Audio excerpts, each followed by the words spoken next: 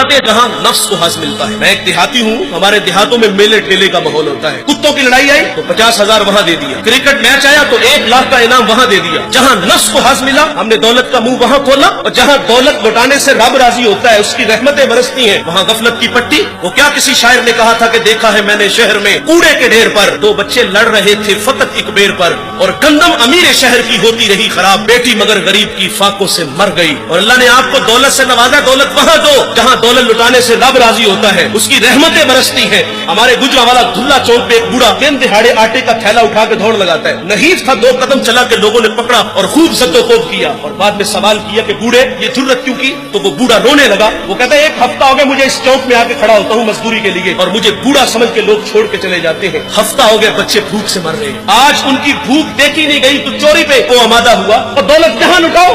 یہ نوائے وقت میں خبر چھپی تھی, کمالیہ کی بیٹی وہ شادی کے قابل تھی, ایک رشتہ ملا, ادھر سے بارات آ رہی ہے, ادھر بیٹی والے تیاریوں میں. ہمسائیگی میں سے کسی نے شرارت کی کہ جس کے گھر میں آ رہے ہو وہ اپنی بیٹی کو چند جوڑوں کے سوا اور کچھ بھی نہیں دے سکتا. بارات وہیں سے واپس چلی گئی. بتاؤ اس بیٹی کے دل پہ جو کچوکے اور زخم لگے تھے اس کا مداوع کس نے کرنا تھا؟ اور اللہ نے آپ کو دولت سے نوازا ہے. غریبوں کی بیواؤں کی بیٹیاں گھروں میں بوڑھی ہو رہی ہیں, تم کتوں کی لڑائی پہ پیسے لٹا رہے ہو, تم ہجڑوں پہ دولت لٹا رہے ہو. اگر دولت لٹانے کا شوق ہے تو معاشرے میں پھیلے ہوئے دکھ دیکھو, یتاما مساکین پہ دولت لٹاؤ تاکہ تم خدا کی رحمتوں کے مستحق ٹھہرو. لیکن دولت وہاں دی جہاں نفس کو حاصل ملا. جب اس بیٹی نے کہا کفل مجھے بھوک تیرے تک کھینچ لائی ہے, یہ ایک جملہ کفل کی ہدایت کا سبب بنا. دل کے آئینے پہ چوٹ لگی, کفل رونے لگا, ہاتھ جوڑ کے کہتا ہے بہن مجھے معاف کر دے, تو جس عزت سے آئی ہے اسی عزت سے واپس گھر چلی جا, اور میرے لیے دعا کر کہ میں بڑا ہی کتا انسان ہوں, اللہ مجھے معاف کر دے.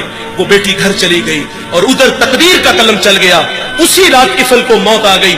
صبح ہوئی تو زمانے میں کفل کی دیوار پہ یہ لکھا ہوا پڑا تھا کہ اللہ نے کفل کو معاف کر دیا ہے. وہ معاف کر کے راضی ہوتا ہے. بھائی کوئی بندہ مرنے سے پہلے آ جائے, ہاتھ جوڑ کے کہہ دے کہ یا اللہ آج کے بعد گناہ نہیں کروں, یہ اس کا وعدہ ہے کہ جو میری چوکھٹ پہ 2 آنسو لے آتا ہے میں